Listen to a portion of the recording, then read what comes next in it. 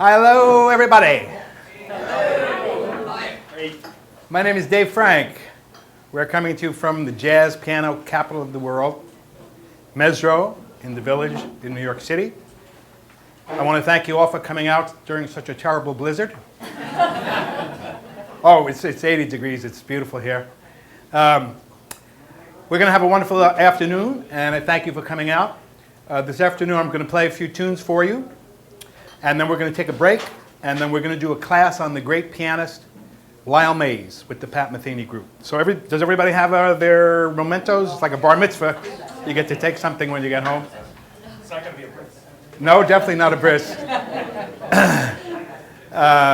We have some notes from the class, and then we have the solo that we're going to be analyzing is all transcribed, which is pretty neat.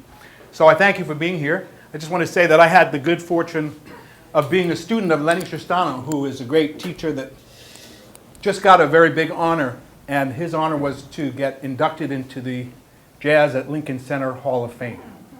And that just happened literally about a week ago. And when I was about 13, I met Lennie, and it was a wonderful series of years studying with him and getting to know him. So everyone that knows Lennie or studied with him or enjoys his music is very proud of him that he got into this Hall of Fame. There's going to be a plaque and some of his music. So I'd like to play some music for Lennie today. And I'd also like to dedicate this afternoon to Ron Lazar. Thank you for being here.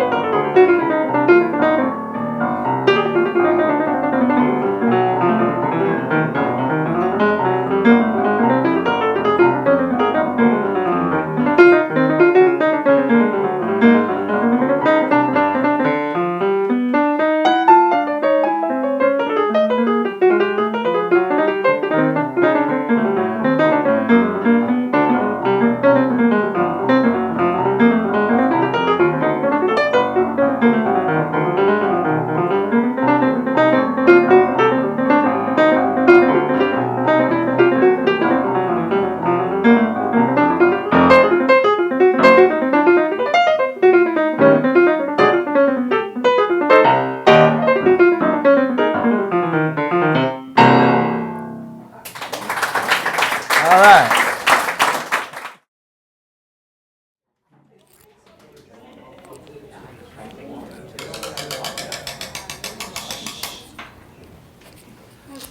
The class is called to order. Everything cool?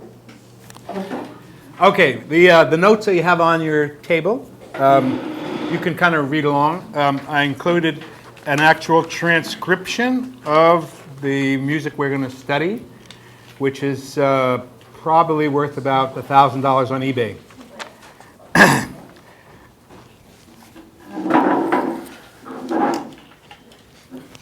Okay.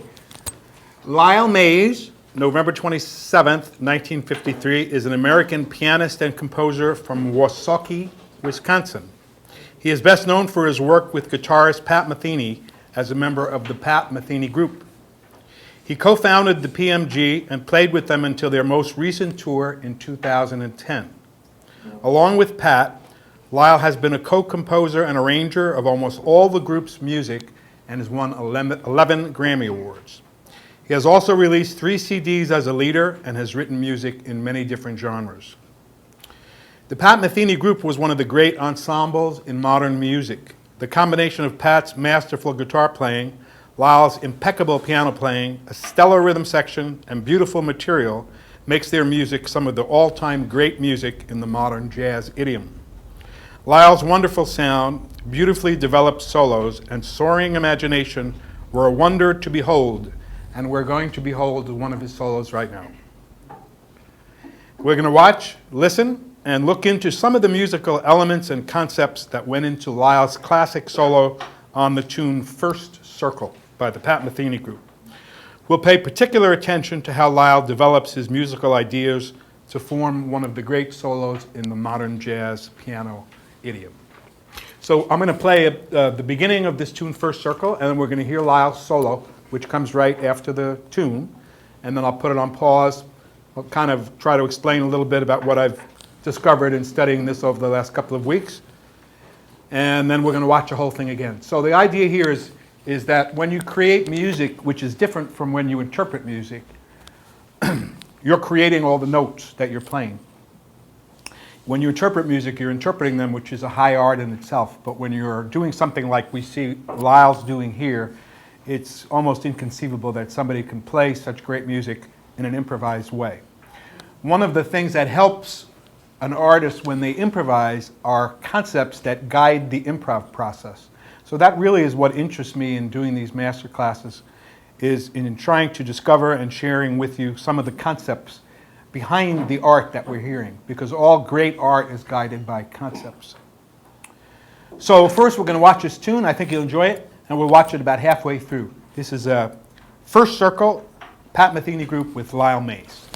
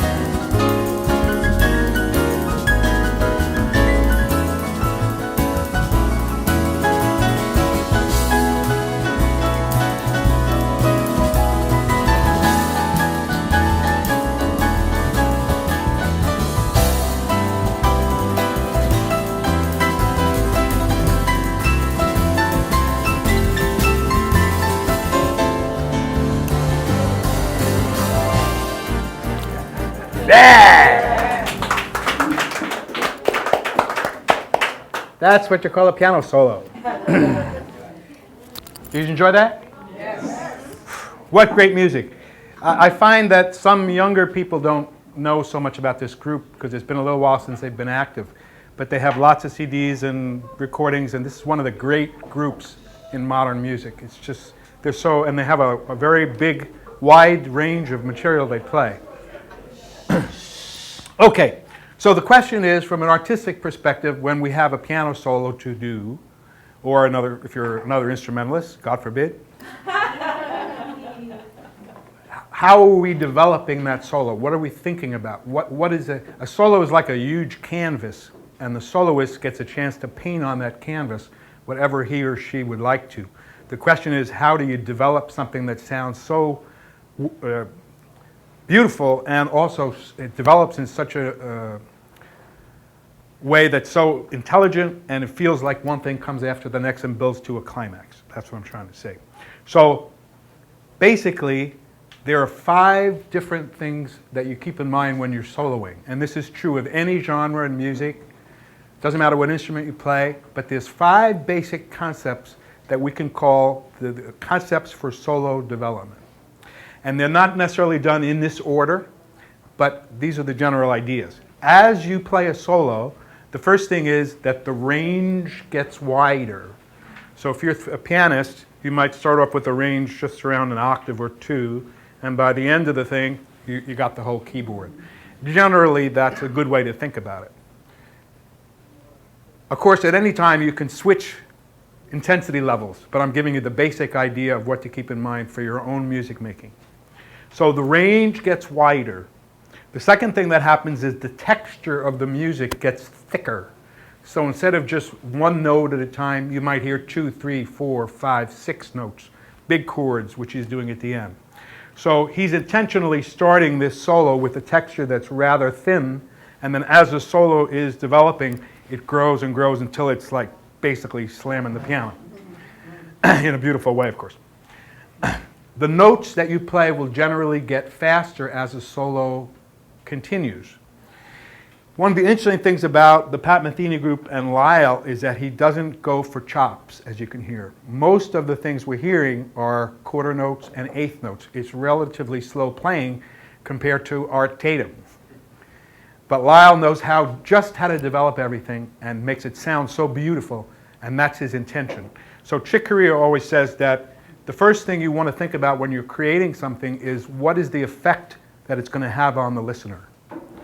So the effect that Lyle wanted to have with this solo is a very atmospheric, dreamy kind of effect, and then very intense towards the end. So he's telling a story, which every great solo does, and he's doing it through the use of these devices, among other things. So the range gets wider, the texture gets thicker, the notes go faster, the harmony gets tenser. I'll demonstrate all this in a moment. So the first part of this solo and the first part of the tune, the harmony is relatively not so tense, very relaxed. It's very pretty.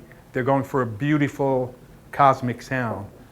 A little bit later, it gets a little more tense. This one never gets really that tense compared to Cecil Taylor, but it's still, in general, as a performance or a solo continues, it will get more tense. And finally, the energy gets more intense. That's really obvious. You can see that. But how do you do that? That's the question.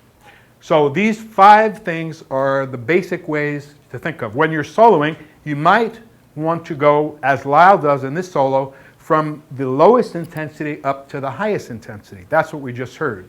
That's a common way to play, but it's not the only way to play. What's important is not that you go from the lowest to the highest, although you might choose to do that. What's important is that you're aware of changing the intensity levels as you're soloing. So you may start a solo with a high intensity level and may bring it down and then bring it up again. Or you might start low, bring it up a little, bring it down, bring it up. It's all in the moment, but the idea is to have some concepts that are guiding you while you're playing.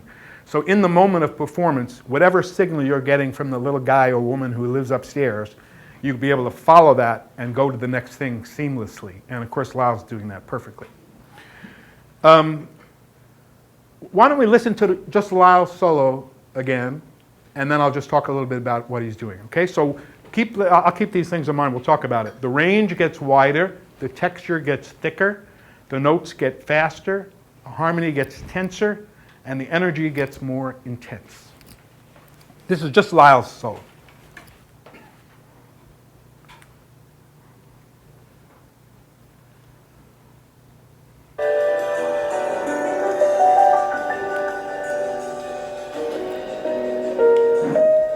See how beautiful? He's doing a simple single line.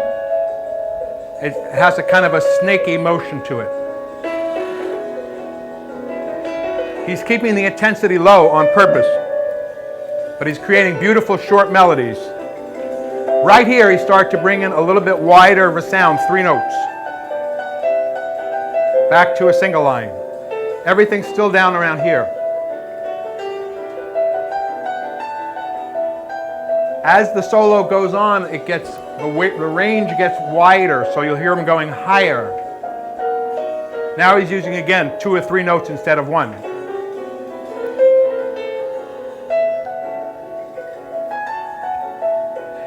The clarity of the piano sound here is unbelievable. I don't understand how anybody can get this sound with the group.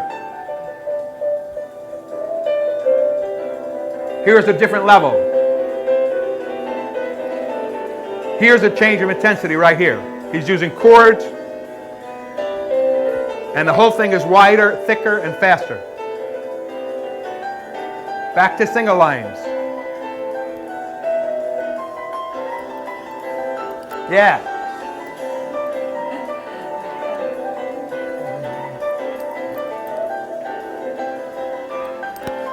Here's another intensity level here. Bigger, thicker, wider. More in the left hand.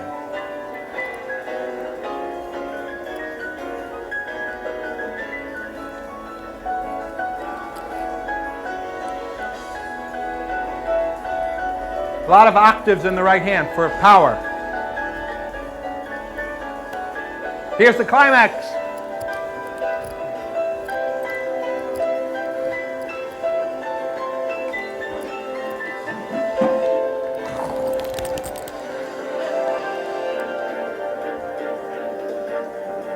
Yeah. You hear it? Yep. Woo! Life doesn't get any better than that. That's one thing you learn being a musician. Okay, so let's just talk a little bit about it. I just want to show you some of the stuff he's doing on piano, and then we'll listen to the whole thing and appreciate the beauty of the whole group. This is just a part of this beautiful tune, First Circle, but you can see the artistry that's going into it. Lyle's just a master. Okay, so just a couple of concepts about the tune is that the tune, like most tunes, goes rhythmically between 22/8, 6/8, and 4/4 time. Just kind of an easy rhythm out of the John Thompson book. 22/8, 6/8, and 4/4. Lyle's solo is in 6, which is very unusual and very difficult to do. So the feel of his solo is 1, 2, 3, 4, 5, 6, 1, 2, 3, 4, 5, 6, 1, 2, 3, 4. That's elongated than a regular 4/4 measure. What this does is it allows the music to breathe more deeply, and it makes the whole thing more spacious. Gives him more space to create what he wants to create, rather than being locked into just 4 beats in a measure. So that's the first thing, rhythm. In terms of the notes he's playing, I'm not really going to be getting into that so much on this class. What I will do is put the modes that he's using on the transcription so you can read it when you go to the website if you like. So this kind of music he's playing, the chord progressions have a very uplifting quality using many major 7th and minor 7th chords placed in various interval cycles in the first and often in the last section, and generally moves from E minor to C major in the middle. You improvise over these types of progressions. This is a modern piece of music, unlike Satin Doll or Take the A Train. By the way, you hear the A Train every now and then. In Mesro, that's what it is. It's not Godzilla. It's the A Train. It's the one they were talking about. That's what you hear here in Mesro in New York City. It's beautiful, actually. I totally lost my place. Okay. So we improvise over this kind of harmony using modes. And the way to do it is to assign a basic mode to a chord or two from the solo. And I will indicate that on the notes so you can check that out later. We're going to go through this pretty quickly tonight. Obviously, this is a very deep subject that we're getting into. I'm just going to skim the surface, but hopefully, if this comes out like we hope it will, you'll be able to go to YouTube with these notes at your leisure and get a chance to read through it. There's a lot to learn here. Okay, so we have the whole solo has been transcribed by my friend Pascal Wetzel, and we'll focus mostly on the concepts that Lyle was using to develop the solo, which are universal concepts. These concepts here, wider, faster, thicker, all of that. Those are universal concepts that can be applied to improvisation in any style. Okay, so I'm proposing that Lyle is using 4 different levels when he takes this solo. That there are 4 different levels of intensity that he's using and moving from one to the next in a very seamless manner. He creates a wide arc of increasing intensity starting at 440 in the tune, ending at 650. Lyle starts his solo with a big open E minor chord, followed by a sweeping E minor 11 arpeggio. So what first thing he does, which is so interesting, is called, he brings the music to a still point. So the beginning of the tune is its own adventure, and it has its own arc of intensity, and it builds that intensity, and then what Lyle does and the band does is bring the whole thing down to a still point. And when you hit the still point, he just gives you some very spacious chords.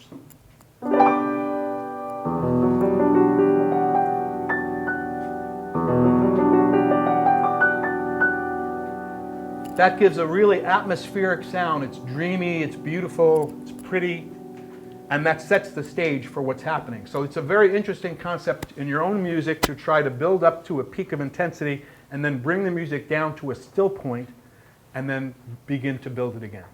A lot of great groups did this. When we did our Grateful Dead class, we saw that. That might have been artificially induced, but anyway. We can assume Lyle was straight while he was playing this solo. Okay, so the first level is he's just using single notes. I'm mostly concentrating on the right hand. I'll give you a little bit of left hand, but it's mostly right hand that I'm concentrating tonight. So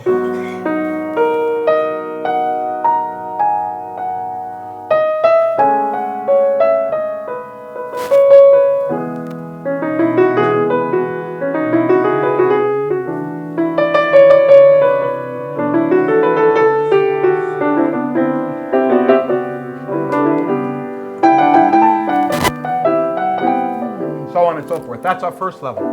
Okay? The first level of intensity has single notes in the right hand, and one of the really interesting things he's doing, if you watch really closely, is he's increasing the finger pressure when he goes ascending on the lines, and he decreases the finger pressure when he descends on the lines. And this creates kind of an arc within an arc. So if he does a simple, like if you do a simple melody like this, if you increase the finger pressure on the way up, and then decrease it on the way down, that gives you this beautiful arc even within one phrase. He's using that a lot on these kind of things that we're hearing here.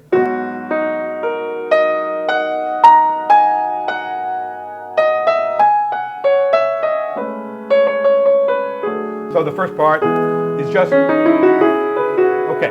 The first change after the single note is at bar 12, where he gives us 2 notes and then 3 notes at a time. So the whole first part is single,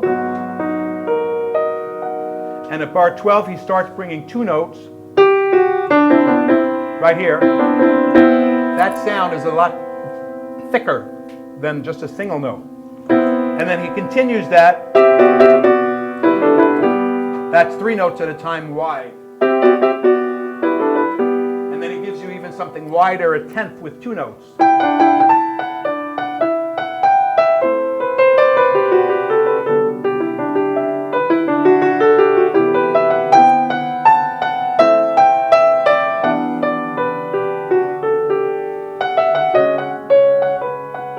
Now he brings back a thicker texture here.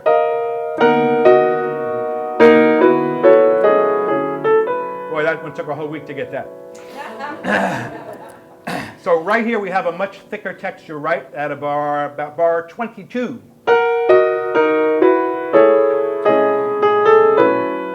And then from there he'll go back into a single note. So this is our concept of getting the texture getting thicker as we go. That's the first level. The second level has been a pleasant experience practicing this week too. The second level, instead of a single note melody, he's giving you an octave melody like this. He actually has a note in the middle, so it's something like this.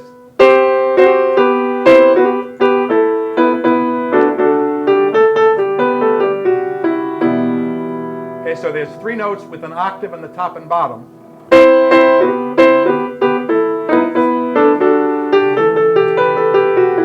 Apologies to Lyle for mangling his solo, but you get the idea.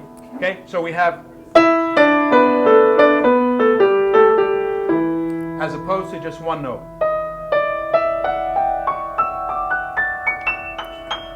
Okay, then he brings a little tension in at bar 34.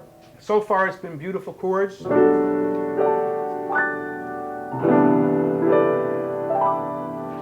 And then he gives us a tense chord here. Okay, that's like a significant chord because it creates much more tension. Before that we had very little. So that goes to what we were talking about before, that the harmony gets tenser. Okay, and from there he goes into like a locked hands thing on the piano.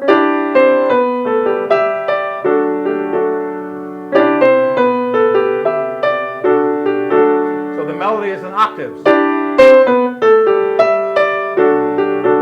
Okay, so that's wider, a little bit more power, a little more energy. That's level 2. Called a 2-level left hand. 2-level left hand, we saw Errol Garner do this. 2-level left hand, he uses 1-5-1 in the left hand, and that automatically gives you a whole nother level of intensity and depth. And then he plays some chords up here, maybe here.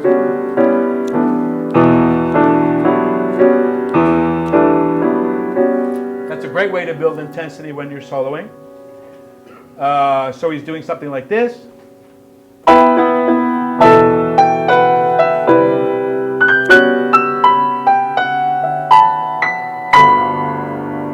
So you can see we started here, and already here the intensity and the tension is building, and he's using these devices, octaves in the right hand and a 2-level left hand. Make sense? Okay. We have one more level, which is the climax, which is at the end, where he's bringing 7 or 8 note chords. So we started simply.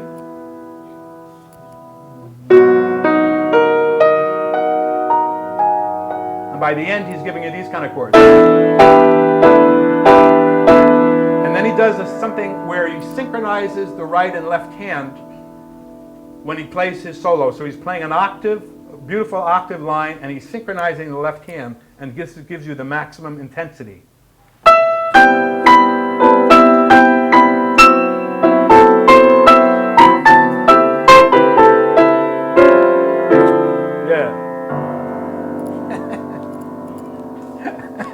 My neighbor upstairs probably is totally sick of that.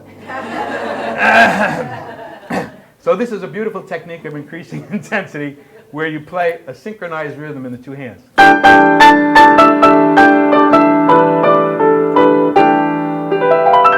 That's how he kind of ends the solo.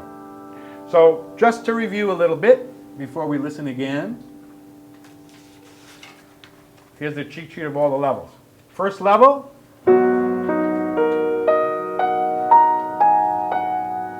Second level. Try it again. Thank you.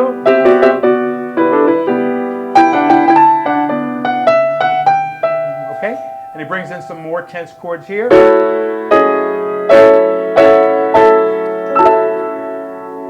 Level 3, he's bringing an octave melody.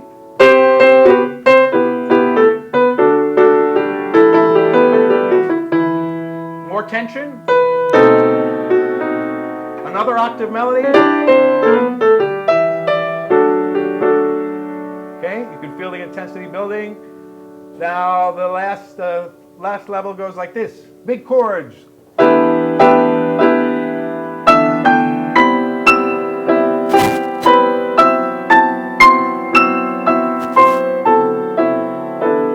on. Everybody feel that? Okay. A couple of more things I want to mention for piano players, which Lyle does beautifully.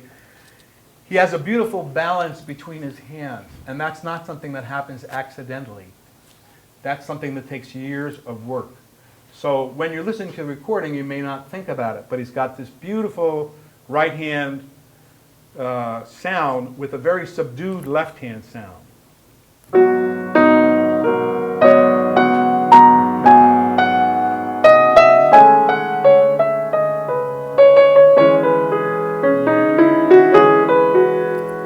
Right hand just jumps right out of the piano.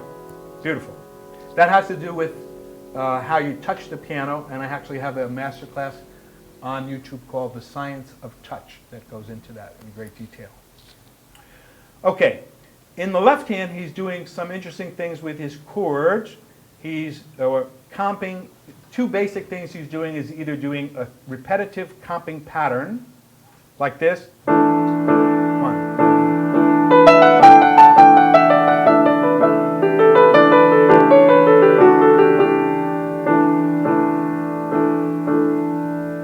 Kind of an underneath counter rhythm. And the other thing he's doing is what we were talking before about the synchronization of the right and the left hand.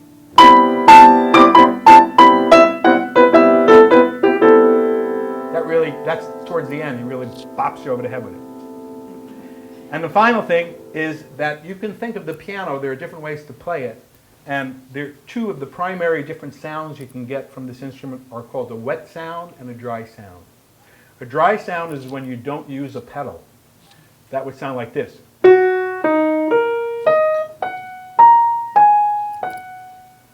wet sound is when you use a pedal. Now something like this, the pedal goes up and down kind of like almost like a wave, because we're not having any notes that are going to interfere with a basic sound, but sounds to me anyway like the pedal is coming in and down like a wave, and what it does is it suspends the music and creates this beautiful palette of colors that seems to go all the way to infinity. And that's by using this wet sound, which is bringing the pedal in and out like a wave.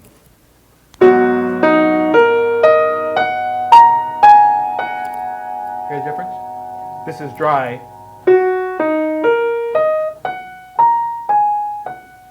This is wet.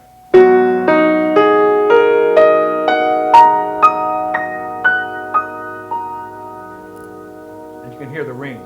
When you hear great pianists play, like Keith Jarrett, what you hear is that they're conscious not only of the notes they're playing, but they're conscious of the notes ringing. And Keith Jarrett, when you see Keith play, you can tell that he's actually playing the ring of the note as much as the note. And Lyle is doing that kind of thing here. So that creates this atmosphere, this beautiful atmosphere that sounds so great.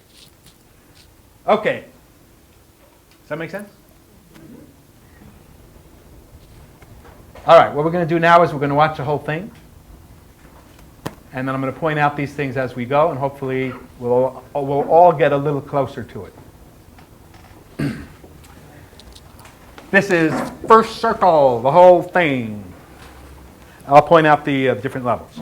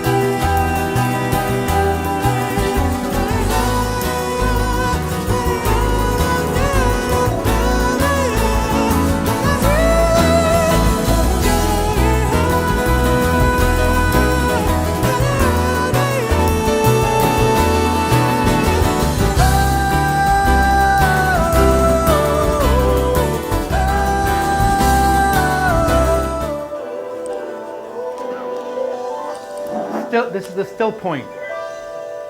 Still. Now he's starting to create the first level. Single notes. He's increasing the finger pressure a little bit as it goes up. The shape of the line is like a snake. It goes up and down, not either ascending or descending, but a combination. Sometimes we'll play a line, and then the next one will start higher. Here's our 3 notes. This is level 1 still.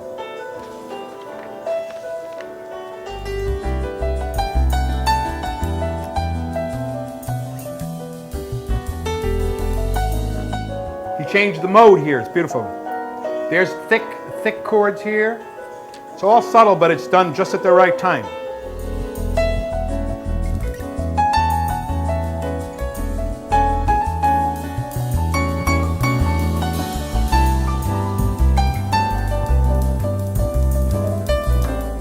Here's level 2. This is octaves with the melody. Melody's bigger. More intense. He puts that tense chord in there. Back to single notes. You can feel the intensity driving.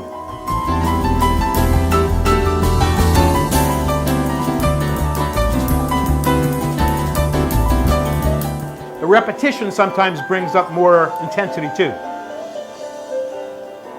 Level 3, 2 level left hand.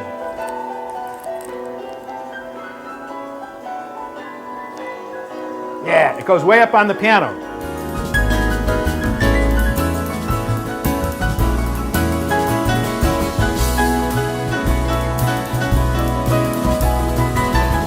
Repeats the idea. There's the synchronized hands. Synchronized hands with octaves.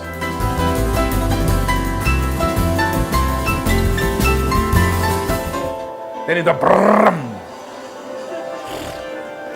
That's the end of his solo, but let's keep watching. The rest you have to figure out on your own.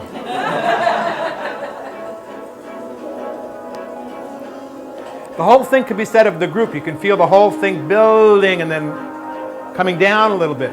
He's also playing synthesizer at the same time as he's playing great piano. I mean, it's inconceivable.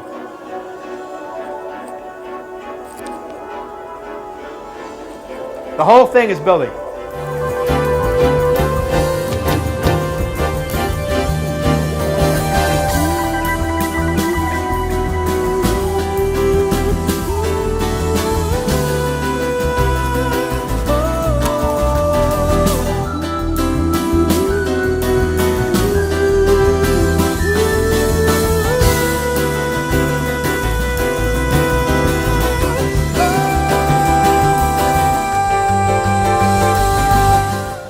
Now it brings it down a little bit. He's using modal changes, so he has the same note on top with a different mode underneath, different chord.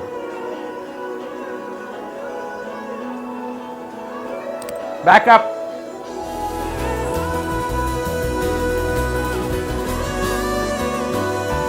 Yeah. Coming to the climax. Woo! Good chord change. Yeehaw! Can it go any higher? Yes.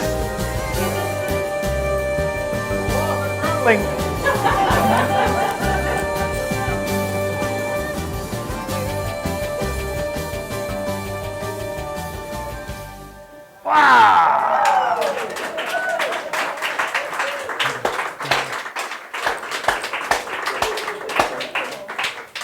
Yeehaw! Okay. That was fun? Yes. Thank you so much.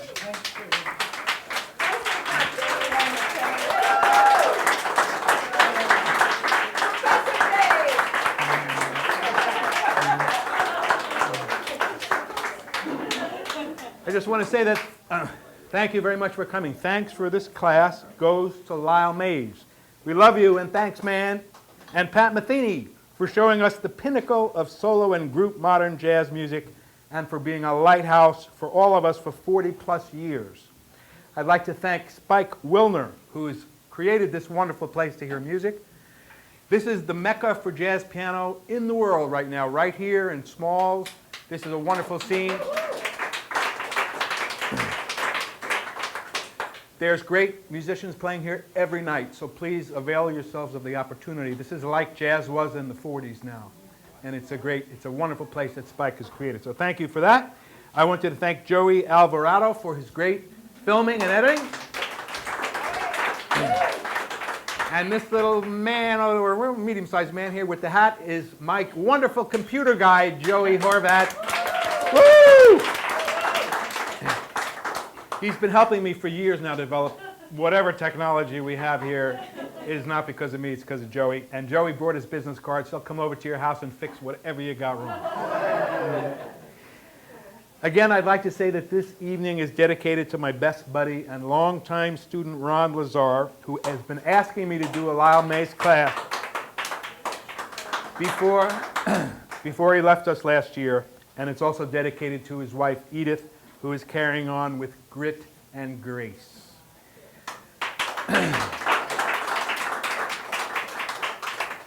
Blessings, and keep swinging from New York City!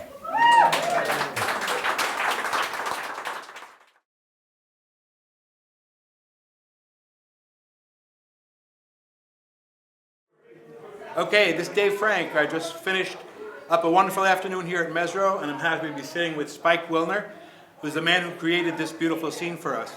I just wanted to ask Spike, can you tell us a little bit about Mesro and why you called the place Mesro? I think a lot of people are interested to know that. Well, we named him after Mez Mesro, who was a clarinetist, active in the 1920s, 30s, and 40s in the Chicago scene. And he was a pretty good clarinet player, but his real claim to fame was a book he wrote called Really the Blues, which is his autobiography. And in it he talks about Chicago and the great jazz musicians of that time, Louis Armstrong, King Oliver, and talks about speakeasies and drug usage and jazz music. And so all the good stuff. Yeah, we use that as inspiration for the name for this club. Great. And why don't you just tell us what you're offering? This man here is almost single-handedly brought a whole jazz renaissance to New York City, and Spike is involved with Mesro and across the street at Smalls. There's music 7 nights a week. Why don't you just tell us what tourists can see, people coming to New York, what you have to offer them? Well, Mesro is a piano room, so we focus on jazz piano here, and we offer what we call the A-list jazz piano roster here, usually in duet or trio settings. We have, as you know, a great Steinway here. Yes, beautiful. And so any night of the week at Mesro, you can have great pianists and duos, a very mellow environment. But we do a thing where if you pay your cover charge at Mesro, you can also get a pass for Smalls for the same night. So if folks come here and do both 2 for 1, and then it's just another jazz experience here in New York City. It's not just another one. I want to thank you on behalf of all musicians for creating this beautiful scene for all of us. And thank you for your contribution. Okay. Well, it's so great to be here. Blessings. Keep swinging from New York City.